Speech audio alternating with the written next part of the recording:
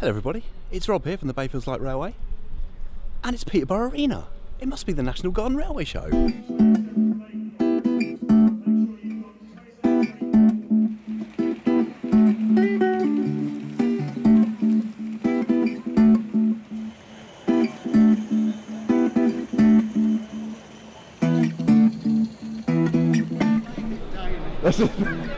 Cheers, Alan. Oh, funny. Okay, so this is it. This is the National Garden Railway Show in Peterborough Arena, and it's just vast. This is actually the first time I've been here in a good few years because it moved to June or July, so I couldn't make it because I was working, but it is very, very nice to be back here. Obviously here with guys from Guildford. Anyway, I'm vlogging this again so you guys can see just how big and well attended it is, and also just to prove to my lovely wife Holly that I am here playing trains and not doing anything embarrassing. So let's go and have a look around.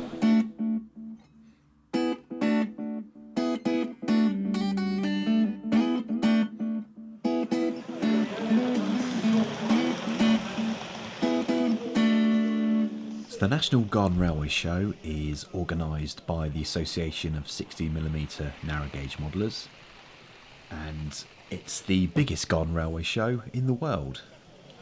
The majority of large-scale model railways are represented, and we start today with some action on the Gauge 1 layout. What really caught my eye was this Southern two-car electric set. If you look closer you can see the electrical sparks coming from the conductor shoes, and I also really like this Pendolino. It's good to see some modern trains as well running. A lot of work must have gone into this model.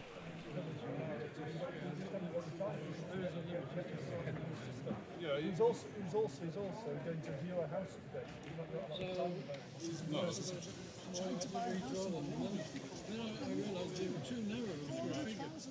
So Roundhouse Engineering unveiled their new locomotive, which is Harrogate, which is based on a prototype which can be found at the Statfold Barn Railway. There's a few screws around the bottom of the smoke box, and then there's some in the cab. Okay. Look at them though, look how beautiful they are.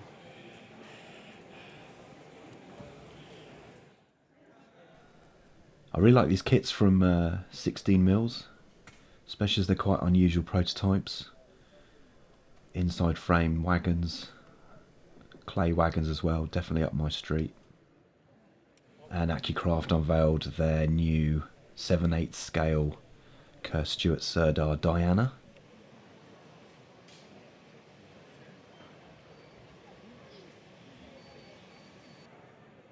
Nice model of a Welshbourne Landfair loco on the back of a trailer.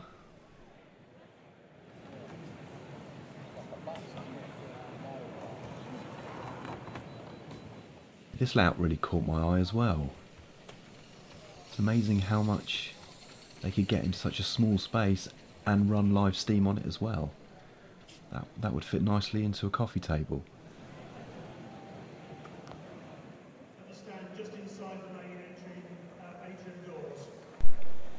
So after visiting the traders and getting the items on my shopping list, it was time to head back to Much Grumbling, which is our layout, and run some trains. So I bought 3 engines from Bayfields with me today. The first was my recently completed steam tram, which I built using a Perfect World woodpecker tram body, and then I managed to fit a Roundhouse Millie loco inside it to make it a proper steam tram. I've recently written up an article on the building of this engine for Throwback Modeller, so you'll be able to read that soon. Second loco I ran, which is featured in a previous video, was my Yorkie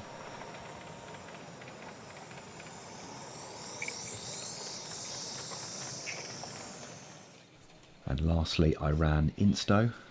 This loco I built myself in 2020.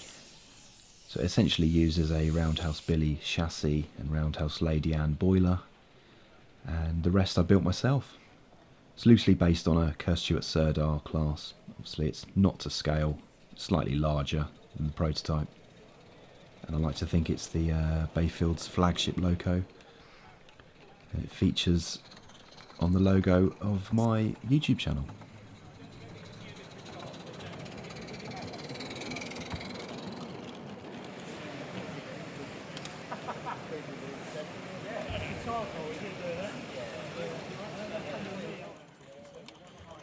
I think over the course of the day we managed to run 30 to 40 different engines, which I think must be some kind of record. Phil Parker, editor of GardenRail. How are you? I'm good. I am tired. Right. Because I've been a little bit busy recently. Yep. And it's going to be a long day today. It's a really cracking show this weekend. Certainly is. So much to see. Yep. And so much to buy as well. If you fancy it, there's a lot of temptation here. But so many people are really having a great day. Absolutely. And thoroughly enjoying themselves. Fantastic. Well, I see you've got your layout in a day. Well, I call it layout in a day. I built it in 4 hours yesterday. Wow. I think actually it was about 3.5 hours. Yep. We had to be out by 6 o'clock. And yeah, I'm very pleased with it. It's been running all day today. A lot of inspiration for people. That's what I love. People keep coming and go, oh, really like that. And I think I make some of the husbands a little bit miserable because I built this in 3.5 hours and their wives are going, what are you messing around at? Precisely, Yeah. Absolutely.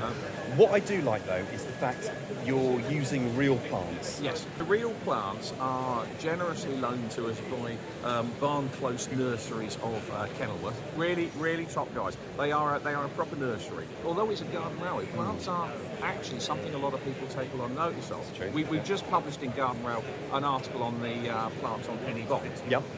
But we just don't do a lot with those sort of things. And yet, I have watched people taking photos of the labels on the plants so they know what they are, which makes me think, are we missing a trick?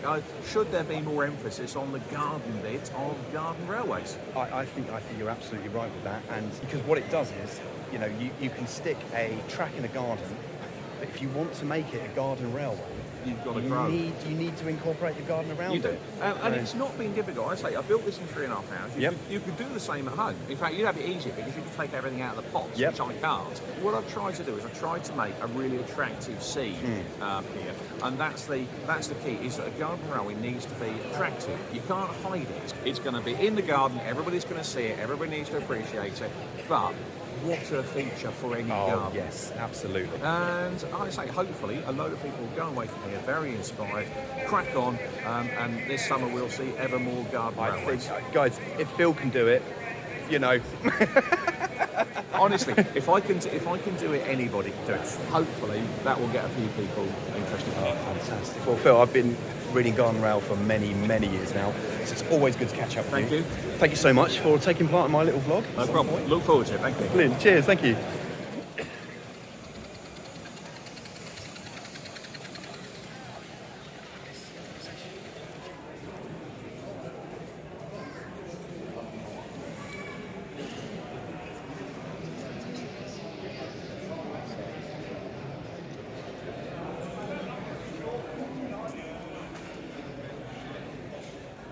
Just bring it over here.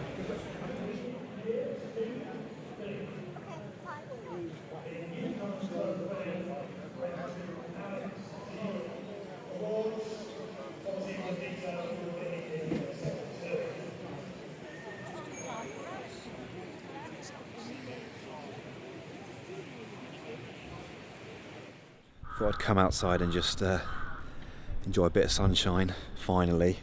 Fourth latte of the day. Sophisticated garden railway operator's drink this is. So, highlights of the day. I'll say massive congratulations to Adrian, who is a member of our club, for winning the Lineside trophy, which is fantastic. Coach and Wagon Works, Linton Barnstable coaches, absolutely superb. Just everything about them was just absolutely spot on, and for the price, absolutely incredible. We finally got to see in the metal Roundhouse's new. There's Kim. Hello, Kim. We finally got to see Roundhouse's brand new Harrogate gasworks locomotive, which did look excellent in the metal. I have to say, not necessarily a loco that I would have gone for. I do like the prototype, but it probably wouldn't suit Bayfields. But yeah, I think if you like the prototype, they've done it justice, and I think you're going to be very, very happy with that.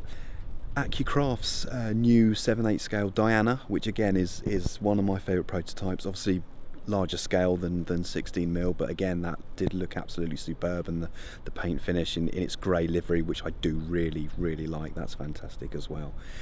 Oh, I finally got to see a Pierce Leeds #1 running, which I've never seen one of those run before, and that has always been my holy grail loco. They are so rare, they rarely come up for sale, but to see one run was really, really nice, and it ran beautifully. So, well, there ends another brilliant day. National Garden Railway Show. On behalf of myself, Bayfields Light Railway, and Guildford Model Engineering Society, Garden Railway Group, thank you to the 60mm Association. Thank you for having us. We've had a superb day, and we will see you on the next one. Bye for now.